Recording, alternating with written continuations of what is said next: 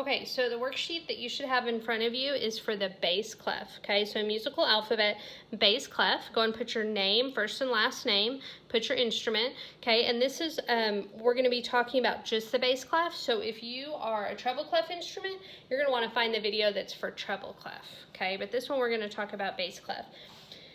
All right, so the first thing is that the musical alphabet is A, B, C, D, E, F, G. Okay, now that's the same as our regular alphabet, of course. It's 7 letters, and in the musical alphabet, we just repeat that over and over and over as we go up. A, B, C, D, E, F, G, A, B, C. So after E, F, G, you go right back to A, B, C, okay? And that just keeps going on over and over as you go up and down, okay? All right, so right here, you can see that as you go up, you say your alphabet forward. A, B, C, D, E, F, G, A, B, C, D. As you go down, you say your alphabet backwards, okay? G, F, E, D, C, B, A, G, F, E, D, C, B, A. Okay, so depending on which way you're going, you just really say your alphabet forwards or backwards. All right, on a line tells you that the note head is half above the line and half below, okay? So if it's on a line, then half of the note is going to be above the line and half is going to be below. So if it's a whole note, it's going to look like this. If it's a quarter note or a quarter note, it's going to look like that filled in. Okay. Now, if it's on a space, it's going to be between the lines because it's on that space. So sometimes I think people think of the staff more like shelves, and they want to set their note on top of a line, but don't think of it like that. Think of it like, here's your 5 lines, and like you're going to put something on it, like on a piece of paper, like a penny. If I said to put a penny on that space, you'd put it right in the middle of the space.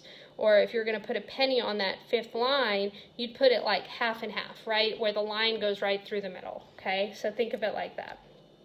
All right, and remember the staff as you're going up, you start at the bottom, space 1, 2, 3, 4, and line 1, 2, 3, 4, 5, so that you understand the way that works as well.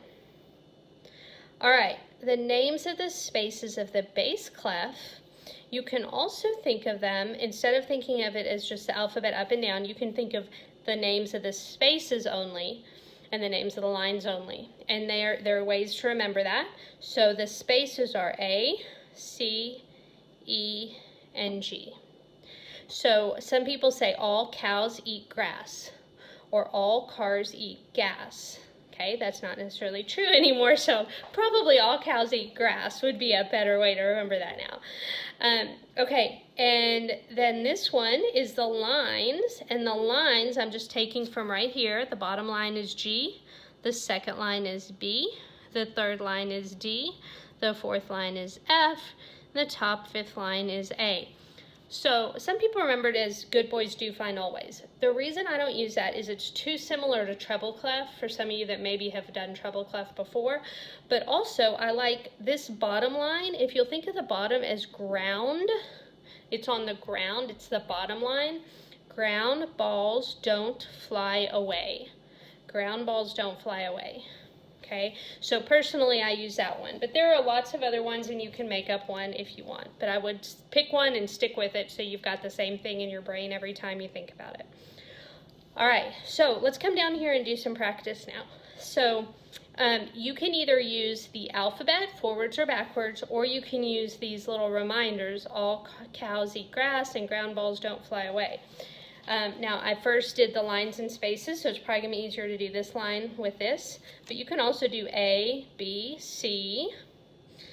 It's kind of nice on bass clef because your bottom space is an A, so that's easy to remember too because that's the first letter of the alphabet.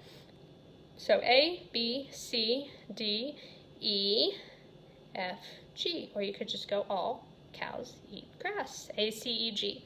All right, now let's come down here and start on the bottom line. Ground balls don't fly away, okay?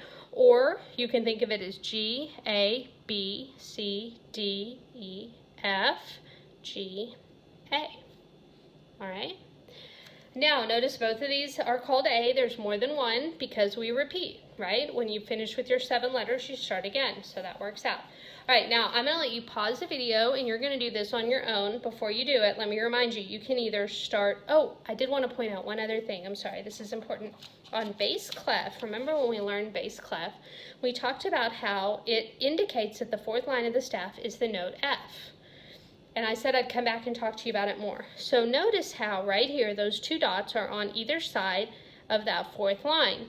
That is telling us it's an F. This also in the past has been called the F clef. So that tells us this is F. So one way that you could also figure it out is you could say, well, if this is F, then this note is the next note up in the alphabet, so that one must be G. Or you can go backwards in the alphabet. So F, E, D, C, B, so this one is A. And then this one would be ground, balls, don't. So there's lots of different ways to figure this out. You definitely need to understand the idea that the alphabet goes forwards and backwards. We're going to talk about that more next week, next lesson. But these are kind of handy. I'm going to let you go and pause the video, finish this out, and then I'll talk to you just a little bit more. Go ahead and finish this out on your own. Okay, so I'm going to finish these, but make sure you've done it before you watch me do it, okay? You need to practice doing it on your own to make sure you understand. So the bottom line is G for ground. This is all cows, see? And then ground balls don't fly away. The top line is an A. All cows eat, that's an E. Ground balls B, okay? So that's what you should have for your answers here. Now, one other thing I wanted to point out is that all of this is like training wheels, okay? It is a way to help you learn how to figure out note names until you're fast enough that you just know the note name. You don't even have to think about what line or space it's on, you just know it. So, for example, on bass clef, you've got your staff, 5 lines, 4 spaces, you've got your bass clef right here. Okay, let's say that these are your notes on the song. Pretty soon, you're not gonna even have to think about it. You're just going to know right away that that's an A, that's a D, that's a G, and that's a B. You're just not going to have to think about it. You're just going to know it. Just like if I wrote this word, you would know that that's C-A-T, cat. You wouldn't have to sit there and think about your alphabet and sound it out and put it all together. You just know that's cat.